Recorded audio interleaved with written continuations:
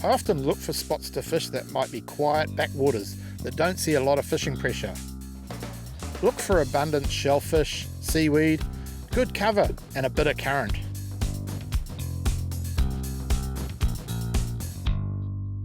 Hi, welcome to Die with Fishy Business. Well, I've come down to a little quiet mangrove-lined estuary for a bit of shore-based fishing. And I love shore-based fishing. Yeah, I love my boat fishing as well. But just occasionally coming down, and whether it's off a beach, off the rocks, off a wharf, the challenges are different and the rewards are different. And I think if you spend some time doing land-based fishing, you really learn the basics of fishing and you learn to be a better boat fisherman as well.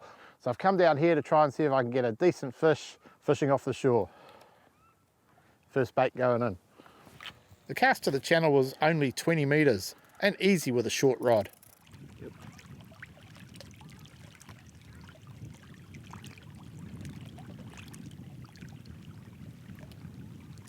Had a bit of a touch there.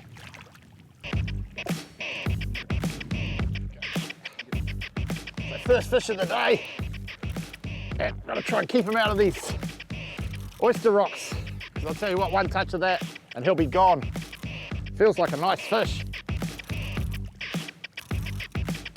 Oh, come on.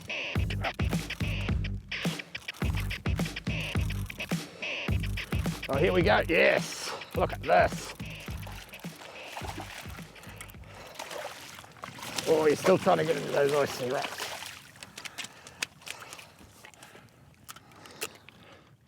And that's why I love doing this sort of fishing. Little tough battle with a good quality snapper in terrain where they could nail you so easily. It's a good start to the day. Mangroves are a great habitat for sea life. They provide good shelter and are nurseries for small fish, and that is why the big fish will hunt around them. Look for spots that have a defined hole or drop-off, like a channel. The trick is to keep them out of the oyster-covered rocks here. This one's doing a pretty good job of getting me in there. Oh, he got me. That's the only trouble with fishing in terrain like this. These sharp oyster-covered rocks. He broke me off, no problem. Go and re-rig, try again.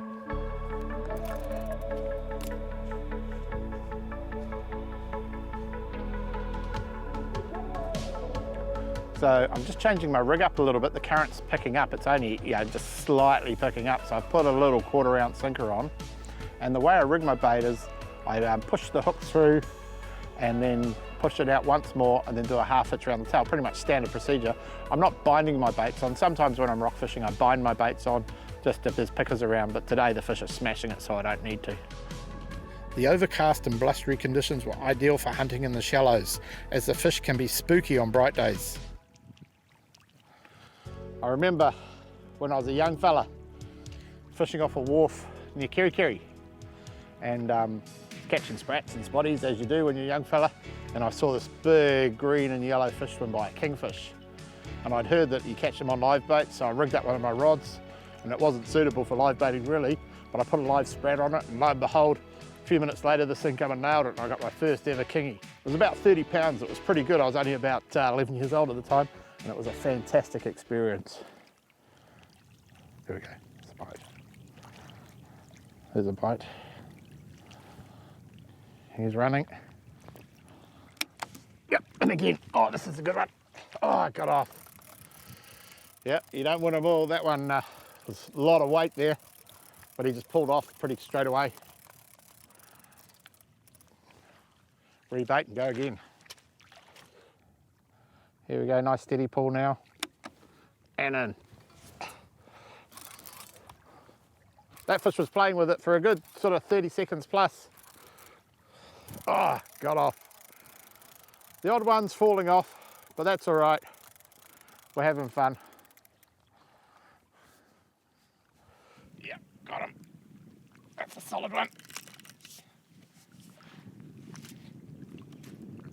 That was on a whole kohuru. And he ran off really well with that. Picked it up, and I was getting a few sort of short takes where I was pulling the hook. And I thought it was maybe because I was using the softer baits and they weren't sort of committing to it. So I thought, I'll go big. You know what they say, go big or go home. My rig was with 10 kg mainline with a 24 kg trace. Here he comes. If there were less of a chance of cut-off, I would use thinner trace.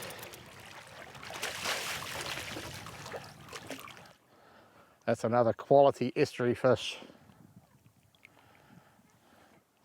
Just the tail of the koharu left.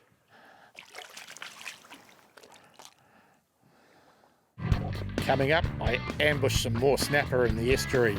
Woo-hoo-hoo! And it's important to have good bait, quality bait.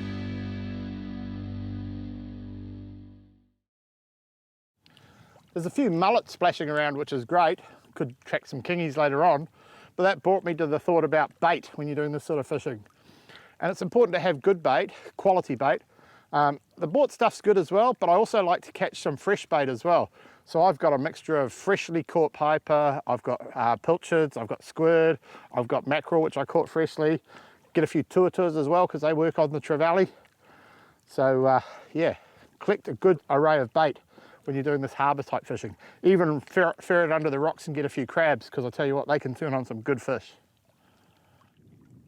These royal spoonbills are common around food-rich estuaries. There we go again. Oh yeah, bit of weight again. This spot is on fire this morning. And there's lots of little spots like this that you can find if you just go stooging around. And they're not all 100 miles away. Some of them are quite surprising. I've caught good sized snapper just fishing around the Auckland waterfront when you go for a look around areas where people wouldn't even think you fish. Come on, get him up. Using my old favourite Daiwa SL30, here he comes. Come up, oh yeah, he's good, look at that.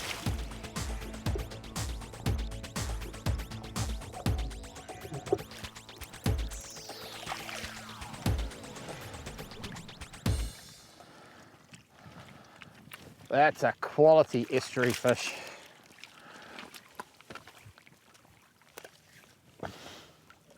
I'm staying in the same position because at low tide I threw a lot of burley, chunks of pilchards and a few fish heads out there, so that's what's attracting the fish around. There's no point moving around when the fish are coming to me. Getting a few bites here. Free spooling the fish a little bit just to let them take the bait. Here we go. Wait till it runs solidly. They're picking it up and dropping it. You know when they've got it firmly in their mouth because the line just pulls out constantly.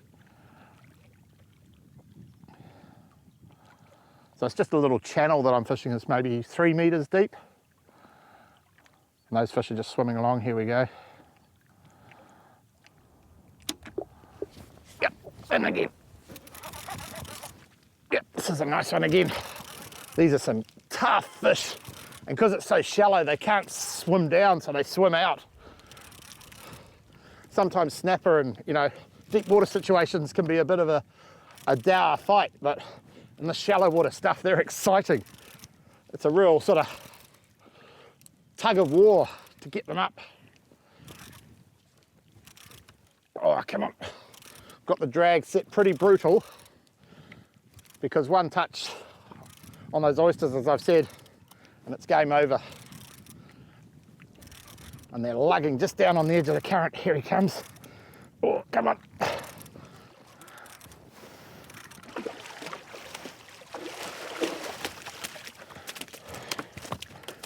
Oops.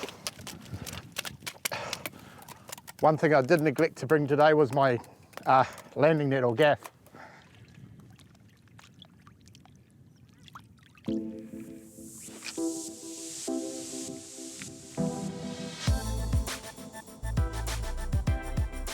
Seeing some schools of baitfish, yellow-eye mullet. Just saw them flashing in front of me and a kahawai came in and had a go at them. Here he comes. I spun my bait close to the shore and the kahawai grabbed it.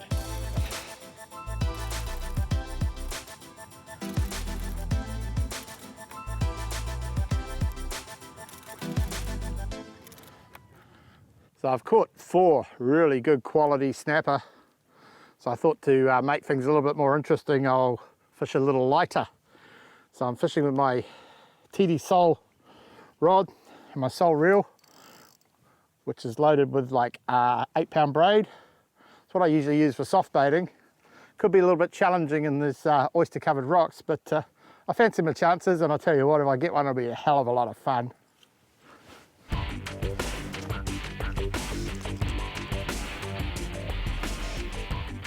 When bait fishing with braid, it pays to stay in contact with your line and let the fish run freely when they bite so they feel no resistance.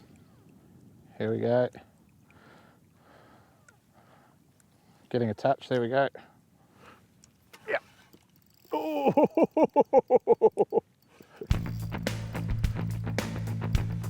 That's a head shaker.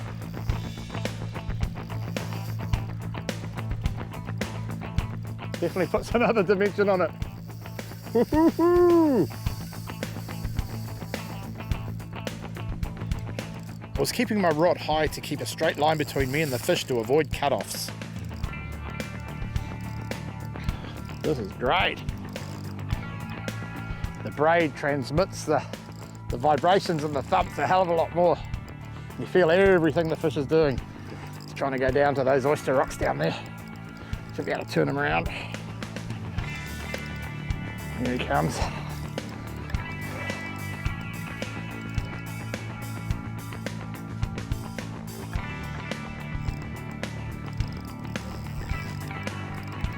Good fights. Oh, look at that. Bring him in, beach him there.